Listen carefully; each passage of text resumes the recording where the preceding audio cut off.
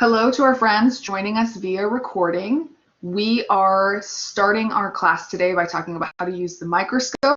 We're going to go over some microscope parts. We're going to play around with a couple of slides, and then we're going to talk about the cell today. Since you can't see the chat, let me pull it forward really fast for my friends watching at home. The website that you see on the screen right here, this is a virtual microscope. I will also post this website in the description of the lesson for today. So ncbionetwork.org, and we're going to the microscope aspect of that. So I'm going to exit out of the screen and we're going to look at the microscope together. So you guys are welcome to use this microscope in to help you fill out your worksheet here. If you're trying to figure out, for example, what different parts of the microscope do or where they're found, this learn function right here, I'll show you. The learn function is great for showing you information about the parts of the microscope. So I'll do a little introduction by clicking on these various parts of the microscope just to introduce them to you. So if we were in class together and we were actually using microscope, we would start by looking through this little thing at the top up here. So these up top here, they're calling them the eyepieces. In our class, we call them the ocular lenses, and you can see that down there, also known as the ocular lenses. This is the part of the microscope that you would look through if we were in the lab.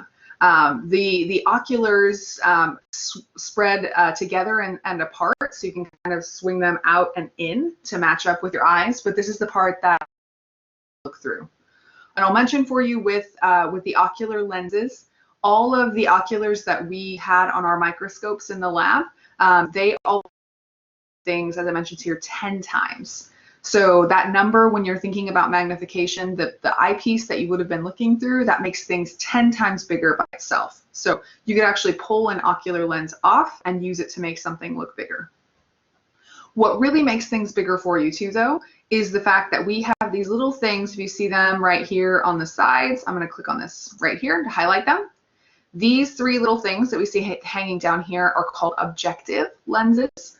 Objective lenses also magnify things. They make things bigger. So there are 4 of them. The smallest one on our microscopes is called the scanning lens. So the scanning lens by itself makes things 4 times bigger. That one, if you're taking notes or you notice this in the packet, the scanning lens is always called always red on our microscopes. So they have different colors to help you know which one you're using. So on our microscopes, the little tiny one over here would have a red band on it. That's the scanning lens. Then there's the one that's the medium length, if you will. That one's called the low power objective lens. And that one by itself makes things 10 times bigger. So red was my scanning objective. Yellow is my low power objective. And then the biggest one we had on our microscopes in the lab was the high power objective. And that one had a blue stripe on it. So the blue stripe objective is the high power objective, is what we call it. That magnifies things 40 times. We don't have we call these an oil immersion lens. We don't have one that makes things 100 times bigger, but that one would be an even larger lens if we had that. These 3 objectives, you actually change them when you're looking at things. So our ability to change them is because they're attached to a little part right here that's called the revolving nose piece. So the revolving nose piece literally goes and allows you to determine which objective lens you want to have pointing down. So if we were looking at things in the lab, we would always start by looking with the red objective, with the little tiny scanning objective. And with that objective down, we'd get it in focus. Then we could go up to our low power objective, that's yellow. And when we get it in focus on yellow, we could go up to blue, our high power objective. But all of them are attached to a little thing called the revolving nose piece that turns stuff around. When we're looking at slides, we put them on this big black area that you see right here. The big black area is called the mechanical stage. So the mechanical stage is where you would put a slide on top of. I don't think they have it labeled, but this gray part that's here on the stage, that's the stage clip. Literally, its job is just to clip your slide in place so that you can move it around. So the mechanical stage is the black part. Underneath the stage, we have something, they're labeling it here, but underneath the stage, we have something called the iris diaphragm.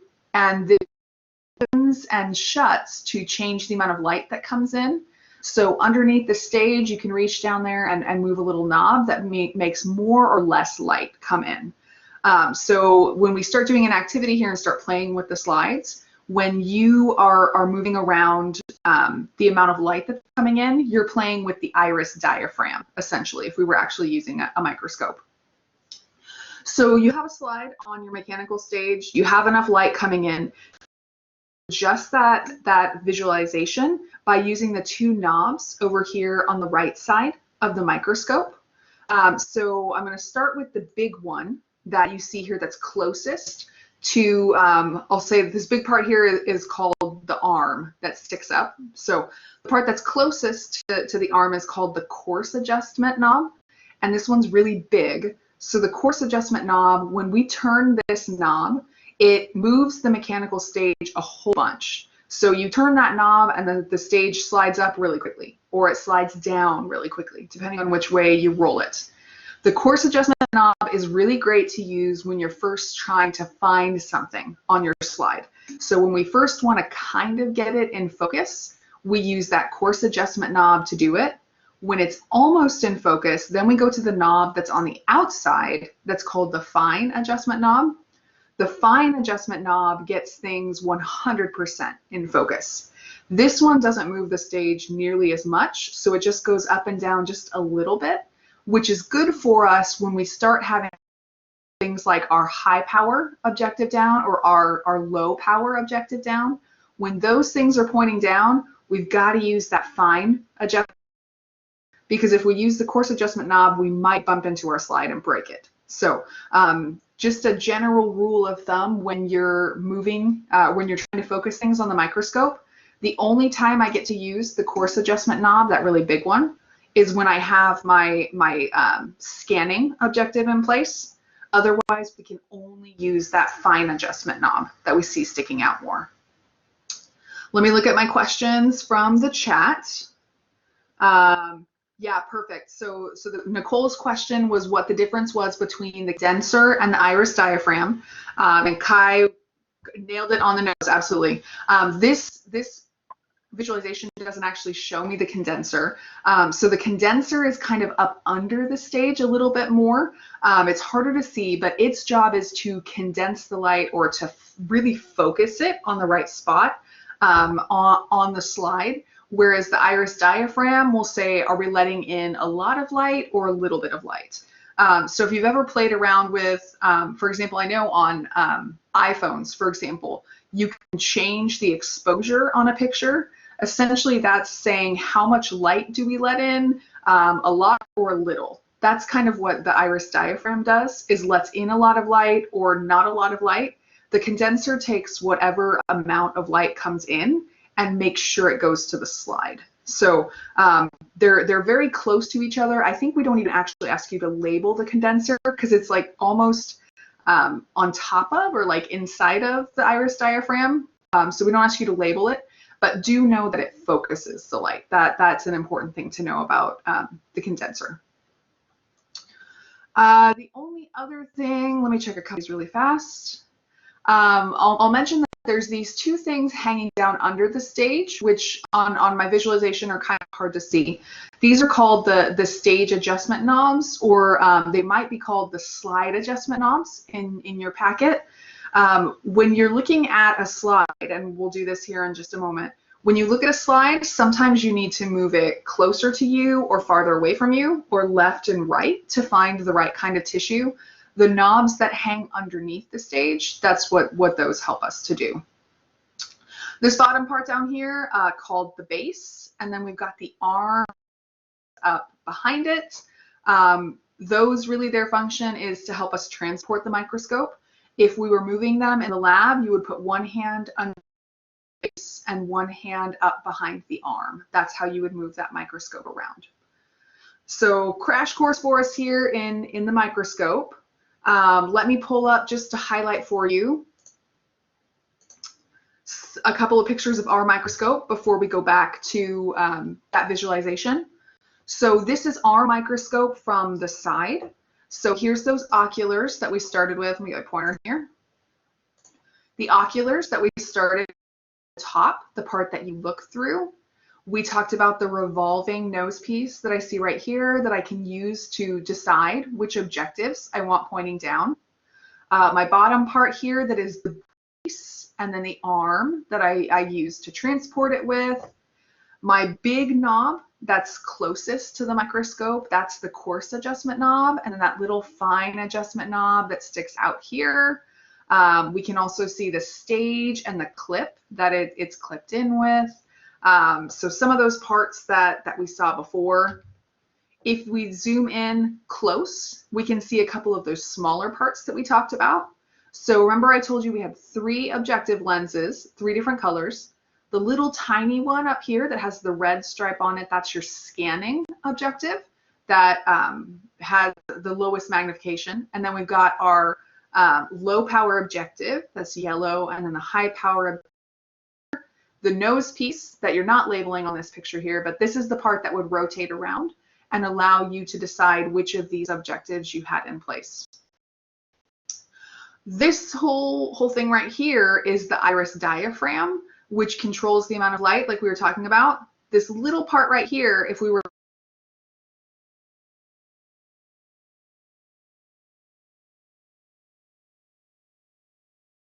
we had the question in the chat about the condenser. The condenser would be hiding up underneath here. So we can't really see the condenser, but first we have the iris diaphragm that changes how much light gets inside, and then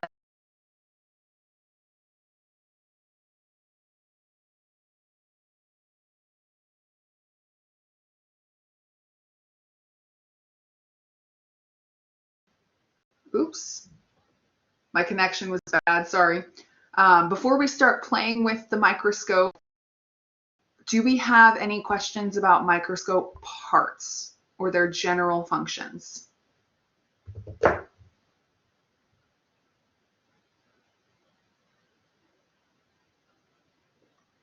Or shoot me an emoji if we're good. Yeah, so I think Vanessa's asking about this part right here. Can anyone help me out? What do we call this little part right here? I mentioned it fast.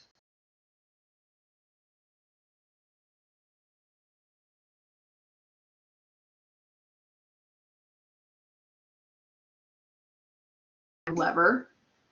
Yeah, iris diaphragm lever. I apologize, my internet's going weird.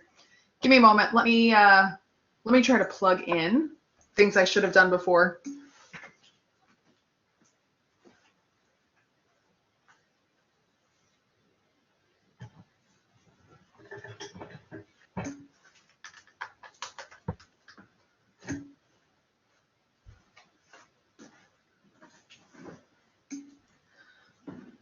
Okay, I am plugging, I'm doing wired internet. I apologize. I meant to before. I'm going to turn off my Wi-Fi really fast. It's probably going to boot me out, but then I'll be right back in. Let me see if I can get it to, actually it says I'm connected. Okay, do I sound better now? Are we sounding a little bit better? Okay, people are saying yes. Okay, good. Yeah, I apologize. I usually remember to plug in, but I was not plugged in. So what I asked before I got all choppy, and again, sorry about that, is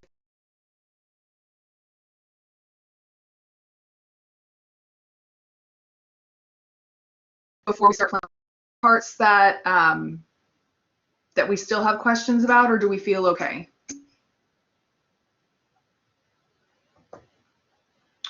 I don't know why my internet's bad. Let's see. Okay, I'm turning off Wi-Fi. It might kill me. Let's see what happens.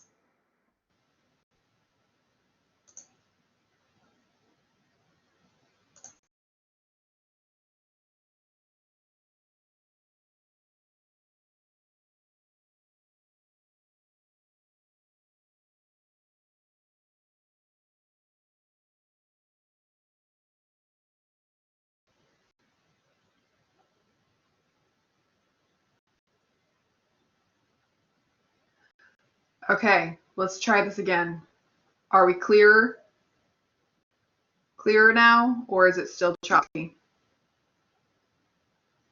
I officially got rid of the Wi-Fi, so I should only be running on the cord. I apologize. I see a question in the chat from Jacqueline. If the diaphragm lever and the condenser are the same thing, they are not. You don't have to label the condenser. The condenser would be hiding way up underneath this. The condenser is something that is taking all of the light that comes from the iris diaphragm and focusing it onto the stage where that slide would be. It would be right up here.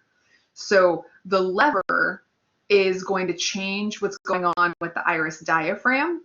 The condenser just takes the light that the iris diaphragm spits out and focuses it. So they're not the same thing, but both of them do change the amount of light.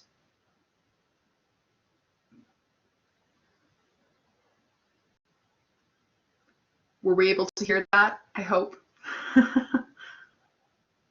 Gotta love technology.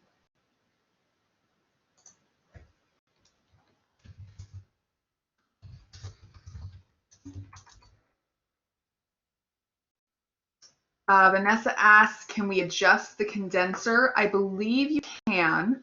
We don't usually adjust it on our microscopes, but I believe it is something that is adjustable.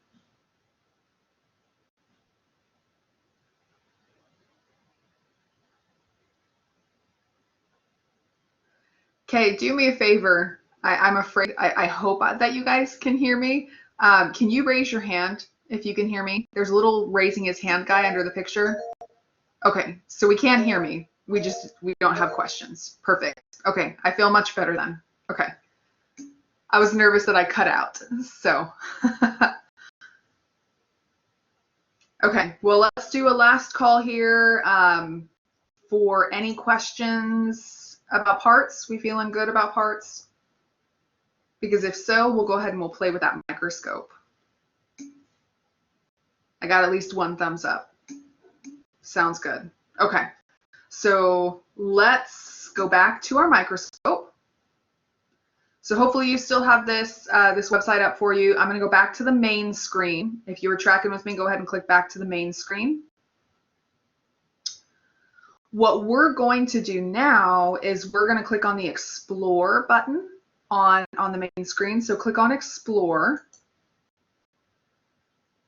Explore is going to allow us to actually pretend like we're looking at slides.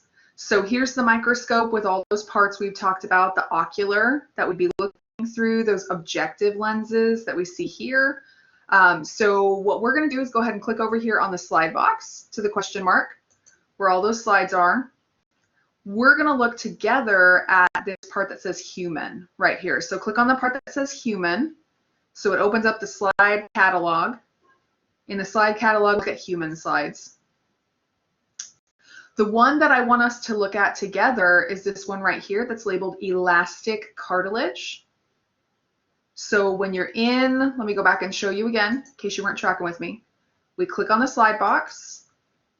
We're going to look at human slides, and we're going to look at elastic cartilage. So click on elastic cartilage.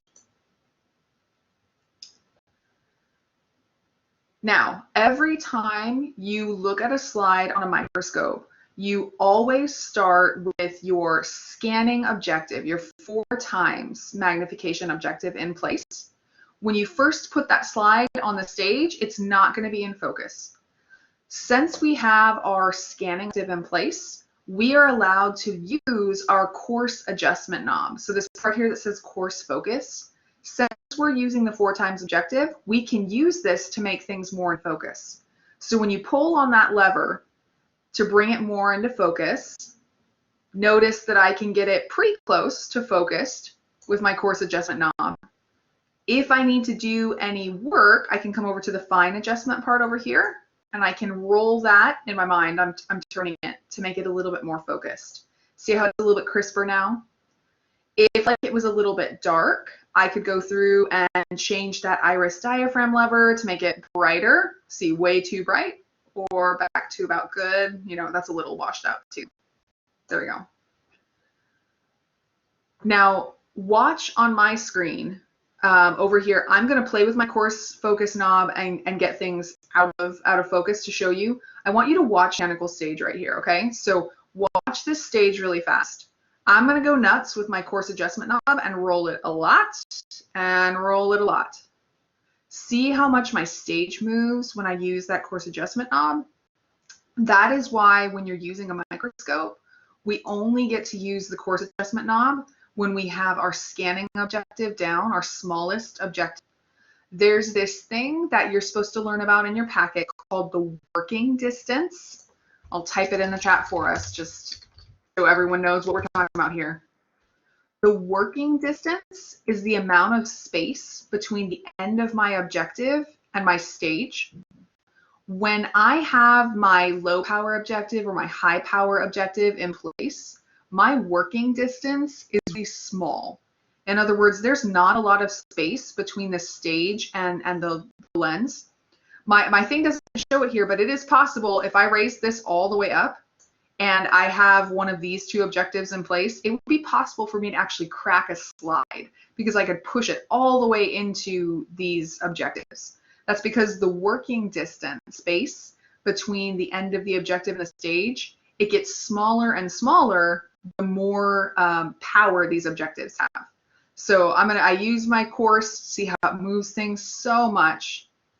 That fine adjustment knob, you have to move it a lot more to get it to do the amount of movement that you see there. So coarse adjustment knob, I can use that because I have my little objective in place. Once I get it in focus, let's get it all the way in focus here, okay? Now that I have it in focus, I'm gonna go ahead and go up to my next objective. So my 4 times magnification is the scanning objective lens. Now I'm gonna go up to my 10 times objective. Now we're gonna go to what we call the low power objective. Now notice, because I got my slide in focus back with the 4 times objective in place, when I put in the next objective, I'm pretty much in focus. If things aren't quite as sharp as I want them to be, I only get to use that fine focus knob to move them. So I can only adjust the stage just a little bit to try to get things more crisp using the fine adjustment knob. We would not use the coarse adjustment knob because we'd have a really good chance of bumping into our objectives here. So I've got it in focus. I might play with my light just a little bit. So we've gone from the scanning objective to the low power objective, and it stayed mostly in focus. The microscopy idea that relates to is that our microscopes are called parfocal microscopes. Type that in the chat for you. A parfocal microscope, when you get it in focus with one objective, it will be mostly in focus with the next objective. Bounce back down here. Let me go back to my 4 times objective. Let's say that I was feeling lazy and I only half focused it. We'll see how smart their thing is here. So I only half focused it. Let me get that fine focus down. Okay. If I only half focus it and I go up, it's only going to half be focused when I go up. And they're actually being generous because it wouldn't even look this good. So we have to get it mostly in focus with on one objective before we go up to the other. The highest you would ever look at lens in our lab is with the 40 times objective, the high power objective. When you switch that into place, it zooms in really close. So notice that I'm really close now. Now I made the mistake of not focusing it really well at the beginning. So I don't have a lot of wiggle room here to try to get it clearer. So see how it's messing up the fact that I didn't focus well at the beginning. By the time I get to the end, I can't get these cells clear. So I'm going to have to bounce back down. Let's actually do a good job this time. So I'm going to move on my fine focus. Start with the coarse. Okay, we're pretty clear here. Going to go back up. That looks pretty good. One more time. When I have my high power objective in place, now I can really kind of see those cells. So I guess it's just not super clear. but I can see those cells up close. These cells, since we're looking at cartilage, are called chondrocytes. I'll type that word for you, chondrocytes. That'll come back to haunt us in future weeks. So when I'm zoomed in up close, I can look at these cells close. Notice if you click on the picture in there, you can drag it around and look at different parts of the tissue. So all kinds of different chondrocytes that I see in this picture here. This movement that I'm doing, where I'm making my slide kind of go around in circles, this is what those knobs that hung down below the stage would help us to do. So those stage adjustment knobs, they're what would allow you to go left and right, forward and backwards on the slide. Now I'm going to bounce back down here to my, my low power objective to mention something to you guys.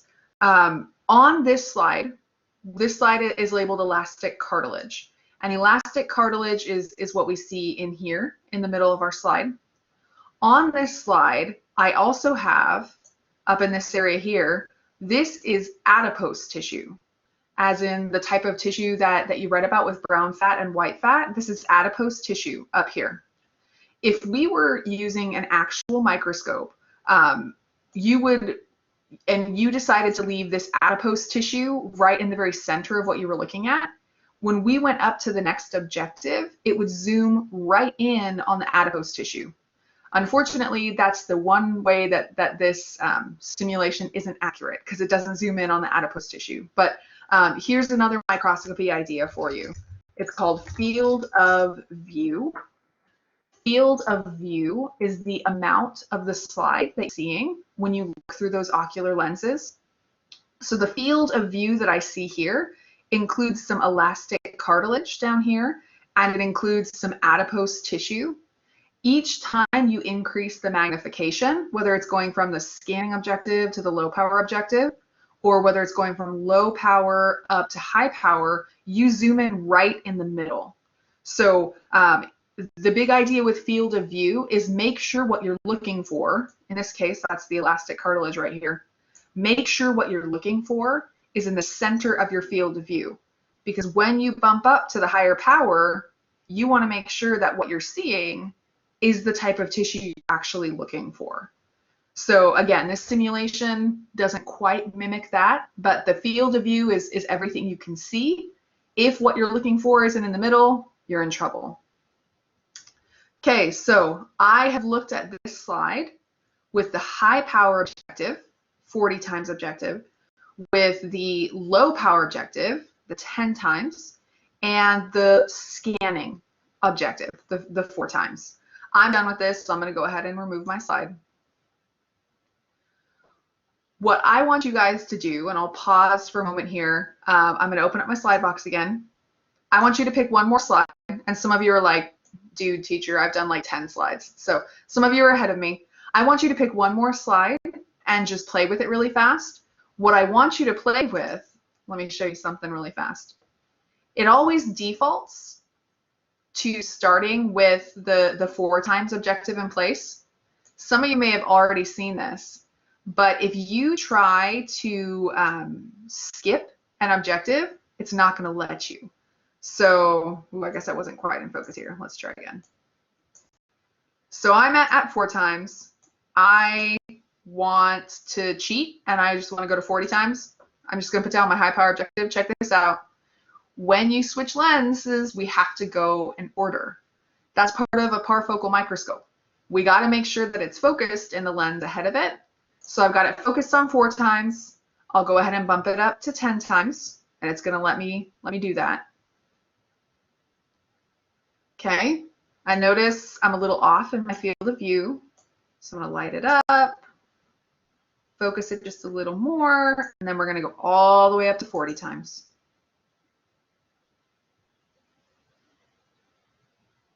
Now that we're in 40 times, I can see the specific cells that I'm looking at. So I'm going to move around in my field of view. This is called simple columnar epithelium. So I can see a line of all the nuclei in my cells, and they're kind of tall and skinny cells. So I'm moving around in my field of view, seeing different things in here. That's the same thing we would do if we were using an actual microscope in the lab. We would move around in that field of view to see things. But with those microscopes, again, when we're coming up or when we're going back down, we always want to go in order. We always want to make sure that we end up in order. Let me pause for a moment to open the floor for questions. What questions do we have at the moment?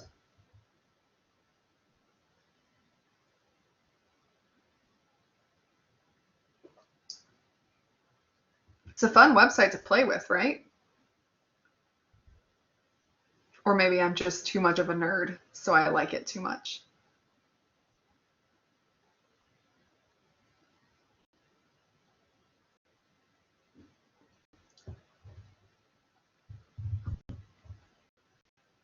Okay, how about this?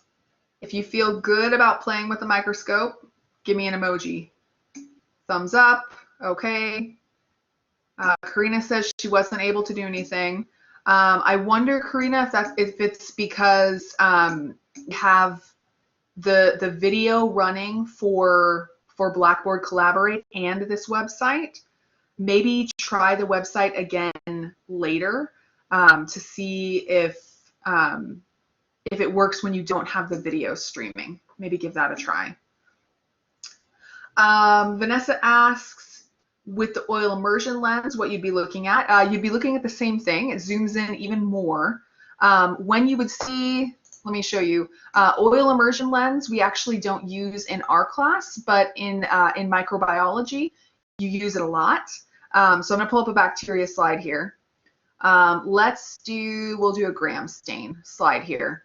Oil immersion is good for things being even more in focus. So we're looking at some bacteria here. Bacterial cells are even smaller than human cells are. So to be able to see them accurately, we've got to have a whole lot of magnification. So I'll pull it up for us. Okay, I'm going to adjust my light a little bit. Ooh, this one's kind of ugly. It's called an oil immersion lens because by the time we get there, we have to add some oil to it. So I'm going to try to focus it a little better. I heard from a colleague that these slides are not awesome. So what I have to do before I put this 100 times down is I'd have to see how it tells me, I'd have to add some oil. So you put a little bit of oil on your slide, you slide it into place. All that oil immersion cell, or that slide does, or that objective, excuse me, all it does is it makes things even bigger. So now I can start to see that these are some cells that we'd call coccus because they're circle shaped. This one kind of looks like a bacillus. It's a little bit rod shaped. So really just what the oil immersion lens is it just makes things one step bigger. We wouldn't use it to look at human cells, but you definitely use it in microbiology to look at cells. So that's just zoomed in all the way. The extent that we would go in our class, oh, yep, got to clean off that oil immersion, the oil in there. The farthest we would go in our class with our lenses is like this. So you really can't see what shape these cells are when we have just the 40 times down. That's why microbiology would use the oil immersion lens. Esley asks, on the exam, are we going to be graded on being able to correctly find the cells being asked for? We're not going to be using this particular animation for the exam. So I'm primarily going to be asking you to identify the types of tissues seen in the picture. And I would have an arrow or have a box or something like that. And we'll spend a lot of time in the coming weeks working on identifying types of tissue. If we were in the lab, I would give you a slide and make you focus it, definitely. Unfortunately, since we're not in the lab this semester, we don't get a chance to do that. So that makes it a little bit different than previous semesters. Okay, I had a lot of thumbs up. Let me mention really fast one other thing that we haven't talked about, and this is something that your lab packet talks about. and this is the idea of total magnification. So when we were talking about our slides, we said that we could use different objectives to look at them, different lenses. Those lenses that we were using were actually just one part of how our microscopes make things bigger. The other part that we started with saying makes things bigger is the ocular lenses. So by themselves, the part that you look through on the microscope makes stuff 10 times bigger. And then whichever objective you picked, so the scanning objective, the low power objective, or the high power objective, whichever one you picked also magnifies things. So we don't make you do a lot of math in our anatomy and physiology class, but this is a kind of math that you will have to be able to do on the homework assignment and on the exam. So we're going to ask you to calculate the total magnification. So the total magnification is basically how big total or overall are we making something, from the size that it normally is to what you're seeing through your oculars. We actually have to do a little bit of math to figure that out. So let me get a whiteboard for us here, and we'll hash these out together. The good news is, if you don't like to do math, you can just memorize these, because there's just 3 different objectives we can use. So let's start here. We'll title our slide here. This is total magnification. Total magnification. The equation for total magnification is the ocular magnification times, let's see if I can do it over here, x, meaning times, multiplication here, the objective magnification. When I talk about the magnification of the ocular lens, promise this isn't a trick question here, true or false, the magnification of the ocular lens changes when I rotate my objectives. The ocular lens's magnification changes. Yeah, that's absolutely right. The ocular's magnification does not change. The ocular is always going to make things 10 times bigger. So when we're figuring out our total magnification here, regardless of which lens we're using, my ocular lens always makes things 10 times bigger. So I've got my 3 lenses here. I'll put their names up in just a minute, 10 times. Okay, let's get their names down there. Hey, help me out in the chat. I'm starting with the color red. Can anyone tell me the name of the objective that has a red line on it? Do we remember what that one was called?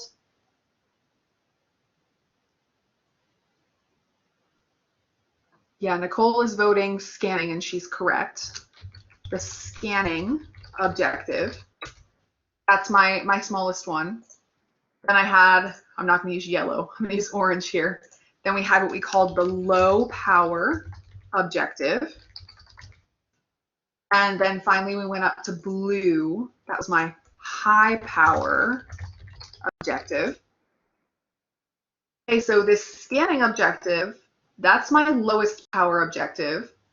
How many times bigger does my scanning objective make things? How much bigger does that scanning objective work? Yeah, so the scanning objective by itself makes things 4 times bigger. 4 times. I did see a number in the chat, which makes me think that we probably jumped to our total magnification. Let's make that last column over here. Total. Ooh, my computer's freaking out. Sorry about that. Magnification. Okay. The total magnification, we would do the basic of my ocular's magnification times my objective's magnification. So 10 times 4, as I saw in the chat earlier, my total magnification with the scanning objective down is going to be 40 times. 40 times. What that means is when you look at a slide, so for example, the elastic cartilage that we were looking at, when I look at that with the scanning objective in place, my smallest objective in place, what I'm seeing through the oculars is 40 times bigger than real life. So 40 times bigger than real life is good, but it's probably not good enough if I'm trying to identify a type of tissue, for example. So maybe I need to try my low power objective. Who can help me remember? The low power objective made things how much bigger? What's the number on low power? Yeah, low power is the one that makes things 10 times bigger. Absolutely right, 10 times bigger. Which means that when I calculate my total magnification, how much bigger I see something compared to real life, it's 10 times 10 or 100 times bigger. So again, that's helpful to make things a lot bigger than they were. But if we're trying to identify whether a cell is columnar, so column shaped, or whether it's cuboidal, whether it's cube shaped, this still might not be big enough for me. I might have to use my high power objective. And the high power objective is the one that's going to make things by itself 40 times bigger. 40 times bigger. So on its own, without the ocular in place, it makes things 40 times bigger, which I always like to point out is as big as the scanning objective and the ocular together do. So the high power objective is definitely high power. It makes things a lot bigger. Help me out in the chat here. My ocular magnifies things 10 times. My objective magnifies them 40 times. What's my total magnification when the high power objective is in place? Exactly. Yep, we are lighting up the chat. My total magnification with that high power objective in place is 400 times. 400 times bigger. So remember, I told you guys, you can either do this math when you see your question on the homework assignment or on the exam, or if you're more comfortable just memorizing your total magnification numbers, here they are right here. So if I'm using the scanning objective that can only make things 4 times bigger by itself, then we would have a 40 times total magnification. If we have a magnification that is 10 times because we're using the low power objective, my overall magnification is 100 times. If we're using that high power objective, we're making things 400 times bigger. So that helps us out to really see some of those details. I had a question in the chat about whether or not you put the X after the number. I believe it accepts answers with or without the X. So I would say submit it without the X. If it marks you wrong, let me know and I can look into that, but I believe it's set to accept them either way. So either of those should be correct. What other questions do we have about total magnification?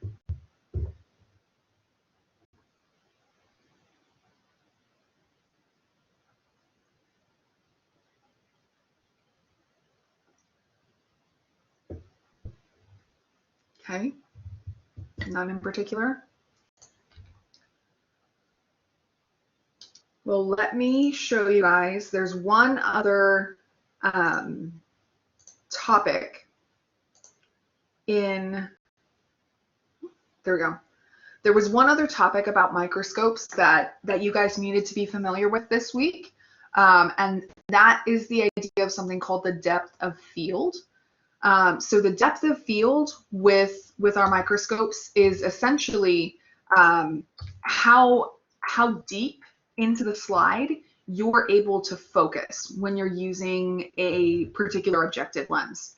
So for example, if we were in class, we would pull out a slide that looks kind of like this. So it's got 3 different colored threads inside of it. What I would have you guys do is look at this slide just with your eyes to try to predict what order those threads were stacked on top of each other. Then we'd go through with a microscope and focus it with each of our objective lenses in place, because that actually helps us to focus on one layer at a time. So this idea of depth of field is that you may have more than one 3D space in your microscope view, but you probably can't focus on all of them at once, at least not when we have the high power objective in place, or even that low power objective in place. So let me show you guys, this is what this thread slide might look like when you just hold it up at your lab bench. When I put it on a microscope and I look at it with, this would be what it would look like with the low power objective, with the yellow one in place. Notice how my blue thread is in focus, but my yellow thread is not really in focus and my red one's not super in focus behind it. My depth of field, the amount that I can see clearly, is not all three of these threads. I can only focus on a depth that's wide enough for one of these threads. That's my blue thread that's in focus. If I go all the way up to the high power objective, I can't even focus on the entire red thread. I can just focus on a little part that's sticking out from it. See how blurry that blue one is behind it and that blurry yellow one behind it? So the depth of field is how deep in your slide is in focus. When my depth of field gets smaller, meaning I don't have as much in focus, then I can see details like, oh, look, I'm just looking at the red thread. When I have a really big depth of field, I can see more than one of those threads. But the other idea here with depth of field is when my magnification goes up, when I make things a lot bigger, when I blow them up, the amount of space in the slide that I can see clearly goes down. It's another reason for you to not use the coarse adjustment knob when you have your high power objective in place. Because if you can already only focus on like 1/16 of the depth of your slide, and then you move the stage and the entire slide just moves out of focus, you're never going to find what you're looking for. So the depth of field, how much you can focus on, how deep you can focus on, put it that way, that depth of field is going to get smaller and smaller the more magnification that we do. So that last microscopy idea for us, in addition to parfocal, field of view, there was one other one that I'm blanking on at the moment, working distance. That this last one here is depth of field. I saw a question in the chat if flashcards would be good for these definitions. Yes, this would be a thing that flashcards might be helpful for because it's just a straight memorization of what these terms mean. So that could be worth your time. This week, what could also be worth your time is those functions of the microscope parts. But here's what I'll say about flashcards, and this is kind of what I say in general about flashcards. Only make flashcards for the stuff that you don't already know. I bet that there are at least a few parts of the microscope that you already know the function of. So don't make yourself a flashcard of that because that's going to waste your time making it and it's going to waste your time reviewing it. So only make flashcards for the parts that you don't know what they do yet. Or only make flashcards for the terms that you don't understand, like working distance or parfocal. If you feel like you've got this depth of field down, don't make yourself a card of that one. Just make a card for the ones that you don't know. So save yourself a little time. I always like to tell my students when I was in graduate school, I did love my flashcards, man. I made myself like a 4-inch stack of flashcards for one of the tests I was taking. And I finished making those flashcards at about 4 in the morning, the day of the test. And then I didn't even get to use all of them because my test was that morning and I didn't get to go through them because I spent so much time making them. So only make them for the stuff you don't know. Don't waste your time building them, as fun as they are. Don't waste your time building them on stuff that you already feel good about. Any other questions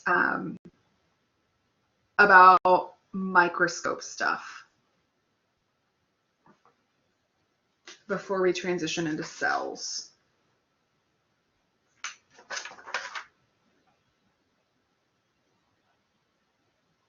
Or give me a thumbs up, or a dancing emoji, or my personal favorite, penguin.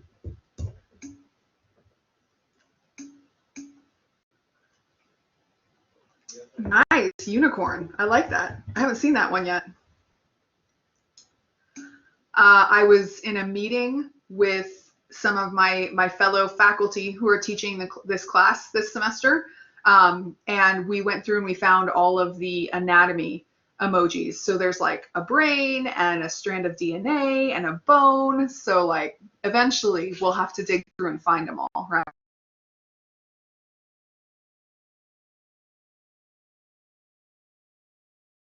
see. Well, here, so I'll mention this. You guys probably figured this out from your lab packet. Anytime you put something on your microscope, it always makes things bigger. But if they're not in focus, or if I don't have high resolution, it doesn't matter. So this E that you can barely make out its shape, this is something that is magnified, but it doesn't have resolution, so I can't see it clearly. This one has been both magnified and it has high resolution. So just one other quick thing to toss out there. Field of view. That brings us to the cell.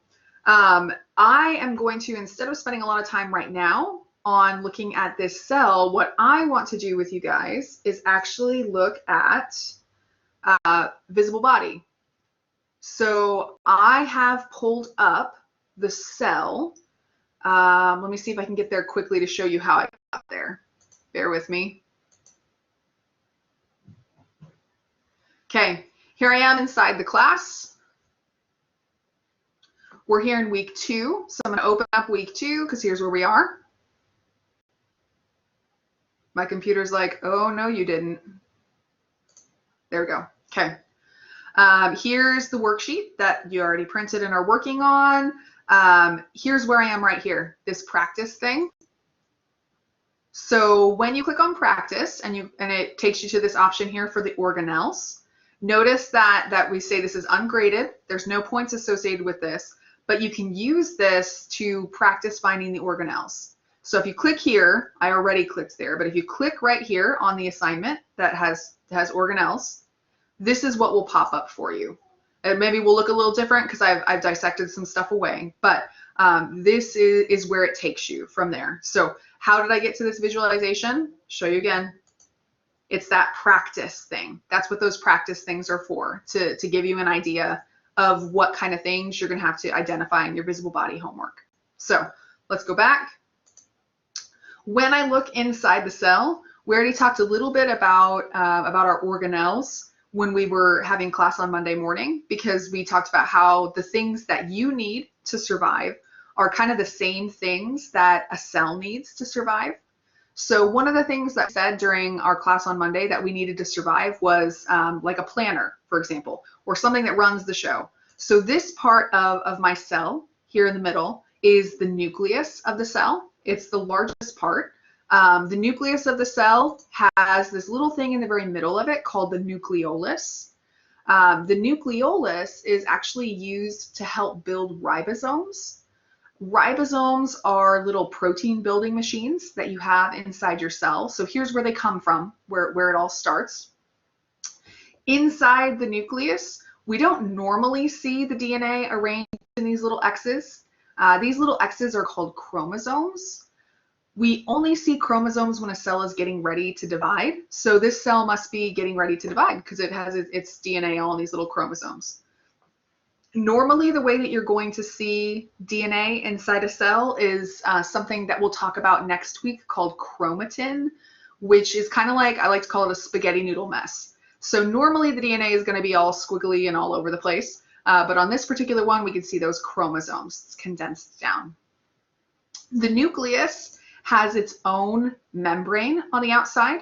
So it's called the nuclear envelope or the nuclear membrane. Let me rotate a little bit. Notice that there are little tiny holes in the nuclear envelope here. These little holes are the way that your nucleus can send messages out into the cell. For example, the directions on how to make a protein that you need. So the nuclear envelope or the nuclear membrane that surrounds this entire organelle, that is the nucleus. And in the very middle, there's this special place in here called the nucleolus. Surrounding the nucleus, we have this big area, you can see it here in green. All of this is called the rough endoplasmic reticulum. So the reason I call it the rough endoplasmic reticulum is if you zoom in really close, see all these little dots on here? All little dots, actually it's better when I don't have clipped on. See all the little red dots? Those little red dots are those ribosomes that I mentioned. And ribosomes are protein building machines that I see all over the rough endoplasmic reticulum. So your biggest job of the rough ER is to build proteins because it has all of these little ribosomes that are attached to it, the little ribosomes. Whoops. We also have in the cell a series of tubes that I see out here that are kind of the same shape and color as the rough endoplasmic reticulum, but they don't have the little ribosomes on them anymore. So these parts that stick out here without the ribosomes are called the smooth endoplasmic reticulum. And we actually talked a lot about the smooth ER during our class on Monday, how it helps us out with detoxifying some things, and it also helps with building lipids. So because the smooth ER doesn't have ribosomes, let's see if I can move it here. Because the smooth ER doesn't have those little ribosomes on it, it can't build proteins, but it can build lipids for us here. So the smooth ER, none of those red dots. The rough ER with those red dots, and those red dots are the ribosomes. When I build proteins, I need to package them so that I can send them where they need to go to in the cell, or I need to get them modified. That's the job of this organelle that I see over here on the side. On the cell models that you have pictures of in your lab packet, this organelle is actually pink. I think on both of them, but on at least one. We'll check together. So this is the Golgi apparatus, or you see it up here, they're calling it the Golgi complex. Same thing. So my Golgi apparatus over here packages what I've built, and it changes it a little bit, gets it ready to be functional. So the Golgi apparatus, we saw the rough ER that has those polka dots on it, and then the smooth ER that does not have the polka dots. You've also got these red things here on the outside. And they're being all technical here because I'm only looking at the outer membrane. Let me hide some stuff here. Okay, inside your mitochondria, let's zoom in. Here we go. The mitochondria, we definitely talked about this guy on Monday. What was the job of the mitochondria again? What does the mitochondria do? Do we remember?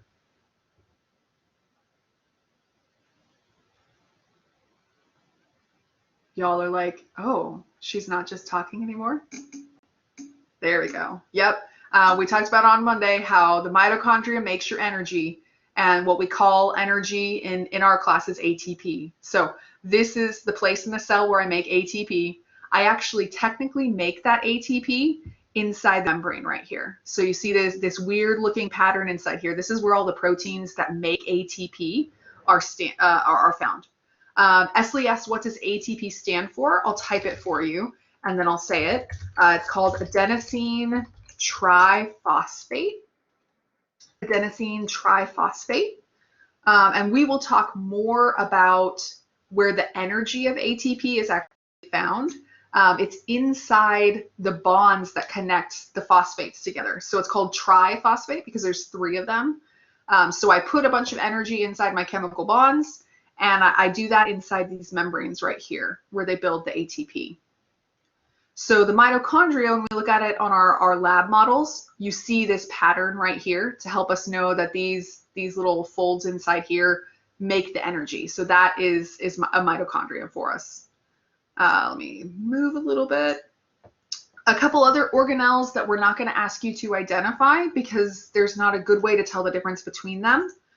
These ones that I see right here are those lysosomes. And again, we talked a lot about this on Monday with being my digesters. We also have what are called the peroxisomes.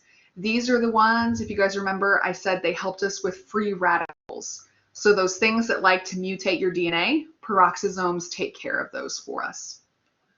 So those are the major organelles in the cell. They're not all of them, but this is a lot of those organelles. I will show you too, let me zoom in close. For any of my friends who have started to work on, I think it's lesson number 3, when we start talking about the phospholipid bilayer, you can see on the outside here is the phosphate heads, and here in the middle are the lipid tails. For those of you that makes absolutely no sense to, don't worry, it will make more sense as we start talking about the membrane a little bit more. So the phosphate heads, I can see them up here, and those lipid tails in the middle, just kind of a fun thing to mention there. Let me pop up our 2 cell models. Help me out in the chat. What particular organelles, if any, did we have a hard time identifying? What would you like me to point out for you?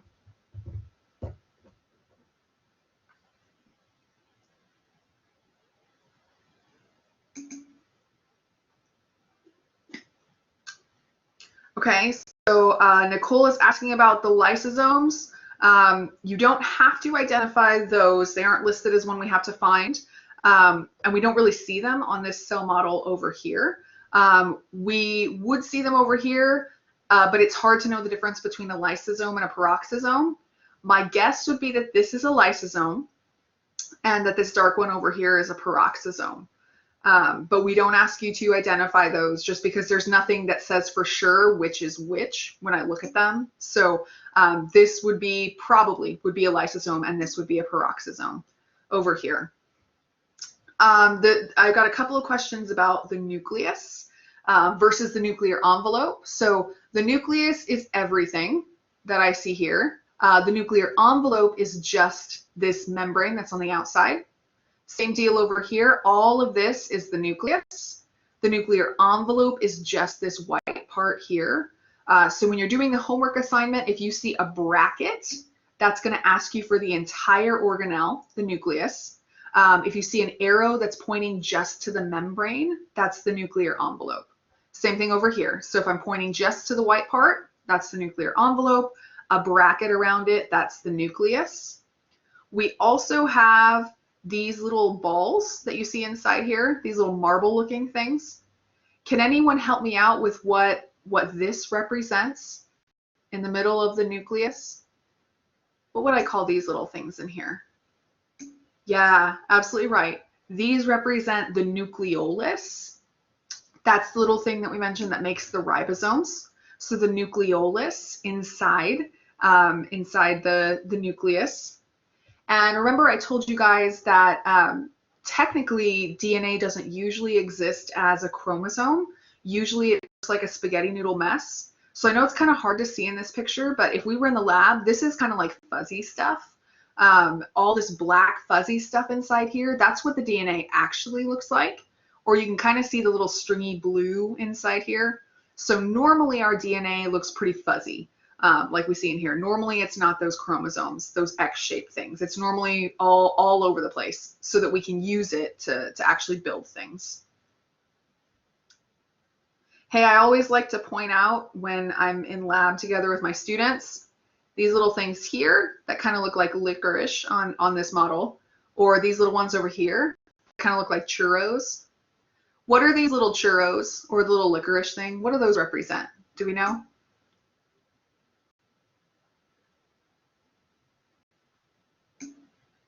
Yeah, a couple of us are typing in these little licorices or churros. These are our centrioles. Yeah, so a couple of us noticed from the way that Visible Body calls them, they call it the centrosome, or they call it the centrosome matrix. So centrioles are technically the little things themselves. When I put all of it's basically kind of like jelly around them, like you can see here in black. That jelly stuff that I see around it makes this whole thing called a centrosome.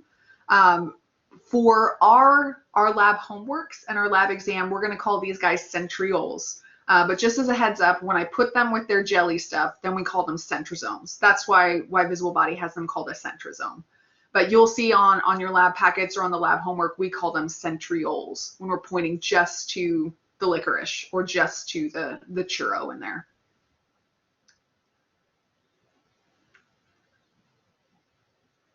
Any other cell ID questions that I can help us with today? Yes, you're welcome, Esley. It's a fine distinction. So I'm glad that you mentioned it in the chat so that I had a chance to address that. Centrosomes versus centrioles.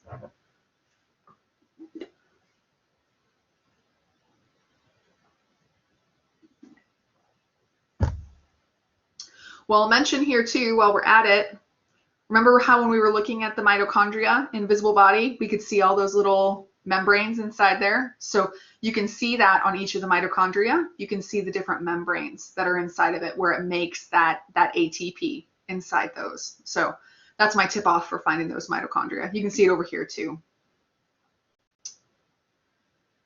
So the question is, where would the Golgi apparatus be on the second model? So help me out in the chat. Let's see if we can describe it for our classmate here. How would you describe the Golgi apparatus on my second model over here?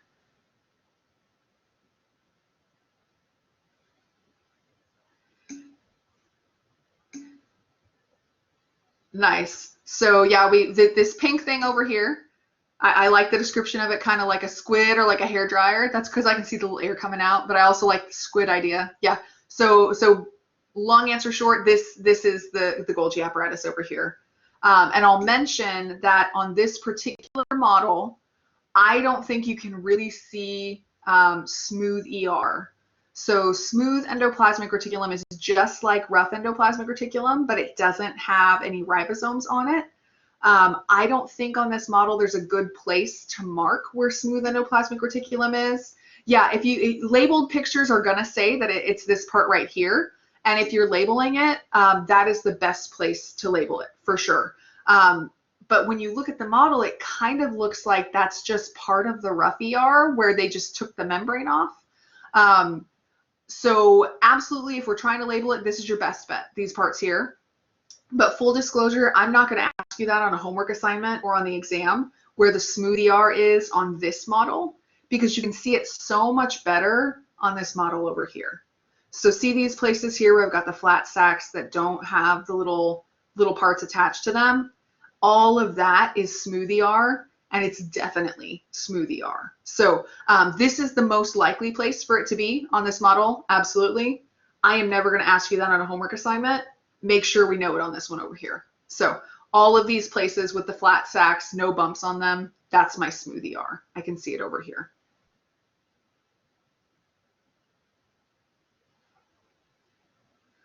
Okay, well, we've got about 10 minutes left. Help me out in the chat. We can do a little bit of regional terminology if there's specific regional terminology. Yeah, Jacqueline asked about hypotonic, hypertonic. I was planning to do that mostly tomorrow. We could do a little bit of a crash course today, unless we want to talk about some of those regional terms. So help me out in the chat. Regional terms, or do we want to do a little bit of lecture stuff today? Vanessa asks, would the ribosomes leave the nuclear envelope through the holes? Yes, they would. Since we build the ribosomes inside the nucleolus, they would scoot out those little, they're called nuclear pores. They leave out there as well. Okay, well, I've got several votes for regional terms, so we can definitely do some regional term stuff together. I'll point out on my slide to the question about the ribosomes leaving through the holes. This little conga line over here, I don't know why they put the ribosomes all funky like that, because they don't usually form a conga line together. They're all over the place out here, but you can see that they're really small. They're small enough to fit through those little nuclear pores there. So we make them here at the nucleolus, ship them out those nuclear pores, and then either they'll attach themselves to the rough ER, or they'll float around inside the soup. Hey, let's see who remembers. Does anyone remember? What's the name of just the soup that's here inside the cell? Not the soup and the organelles, just the soup, just the intracellular fluid. Yeah, when we talk about just the soup, just the fluid, we call that the cytosol. When we include the fluid and all of those organelles, then we call it the cytoplasm. So again, that's your high school biology class did you a disservice there, but everything inside the cell, cytoplasm, just the soup, the cytosol. Okay, let me pop over. I pulled in the picture from your lab packet about regional terms. I'm not going to go through and label all of them, but I would love to hear in the chat. Actually, let me try something else here. Let me pull this up inside Blackboard, because we can work together as a class to actually work on filling this in. So let's help me out in the chat so we know which ones we want to make sure we fill in. We've got a request for pelvic versus coxal. Okay. What other ones do we want to make sure that we cover? Pelvic and coxal. What other ones did we have trouble with?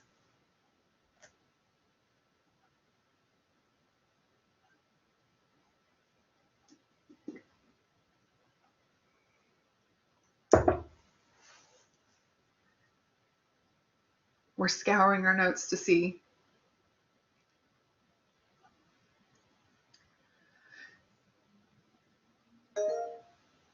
Nicole has a question. Go for it. What I was having trouble with is when I was doing the virtual body quiz for the muscle, when it was bringing up the muscles, I would pick a muscle that was on the medial side for the tibia, but I'm having trouble figuring out exactly which muscle it wants because I'll pick one that looks like it's on the outside to me. Is it just the very outside muscle, or is it like split down the middle of the leg, like on each side? You know, where's this? Because on this diagram that I'm looking at, there's a split kind of down the middle of your shin. But if I pick just what's on the outside, it's not the right one, and I'm just confused because I keep doing the same thing over and over, which I figured out finally what I was doing. But it's even on the arms, like I'm not picking exactly the right muscle. The bones are easy. The muscles are where I'm having trouble. Okay. So here's a question that I have. You said on the outside of the leg. When we talk about medial versus lateral, which one is on the outside? The lateral. The lateral one. Yeah. So if we're trying to pick something that's on the medial side of the leg, we need to be on the inside of the leg. So let me pull up my little finger pointer here. When we're talking the medial side, we want to be somewhere on this side of the leg. So more toward the middle. The tibial region is by the tibia. The tibia is the bone that's in the middle.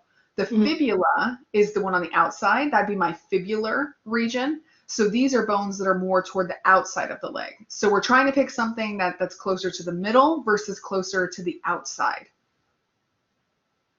If we were, so maybe when you were talking about it, you just talked about outside and you meant the outside over here.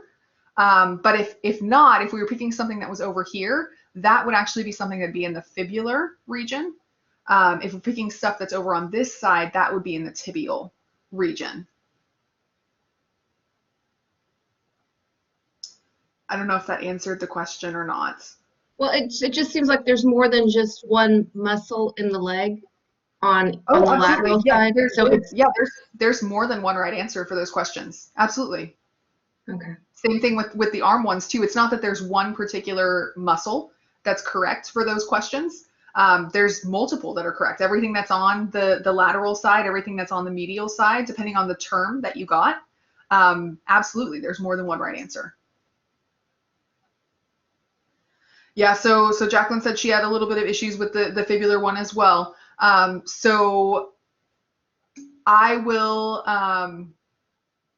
when you're doing it with the bones and we're looking for something in the fibular region, I promise it's not a trick question. What bone is in the fibular region?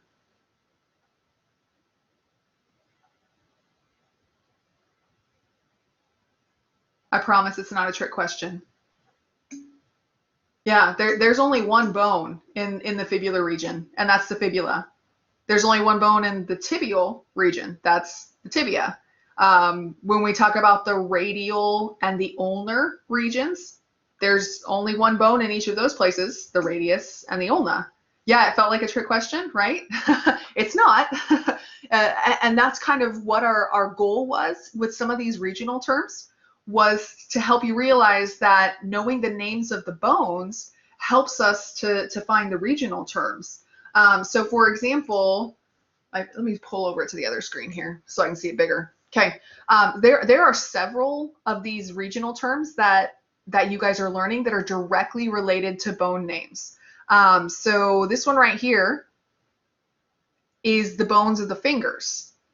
Your finger bones were called the phalanges. So this one right here is my phalangeal region. Or when you're thinking about the leg, the tibia is the bone that's more on the inside. The fibula is the bone that's more on the outside. So tibial versus fibular, because the tibia is the bone that makes up the inside of your ankle. The fibula is the bone that makes up the outside of your ankle. So here would be my fibular region on the outside, my tibial region, because here's part of that tibia down at the bottom. We've got regional terms.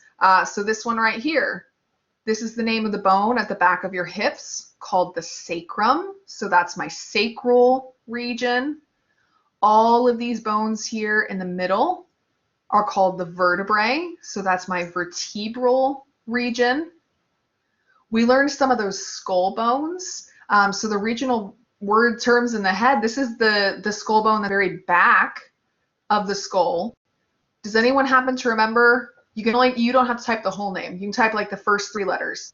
What's the name of the bone in the very back of the head? Who lives back here? Yeah, the occipital bone. So here's my occipital region. Hey, this one right here in your forehead. What's the name of this bone right here?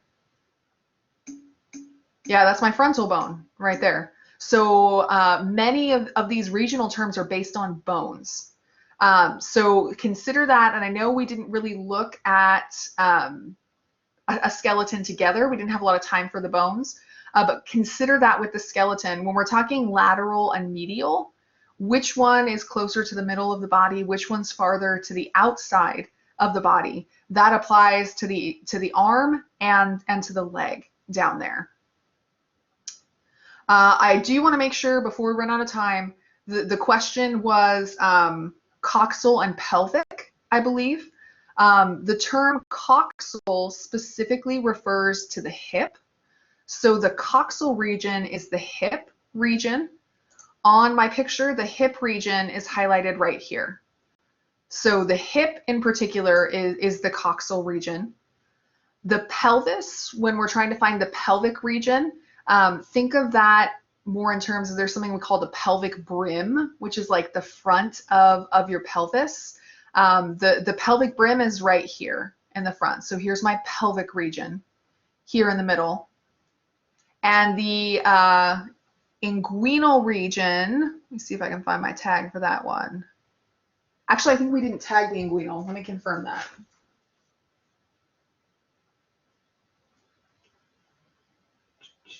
Yeah, we don't have to know the inguinal region. The inguinal region is kind of the inner thigh. We don't have that one tagged. We do have,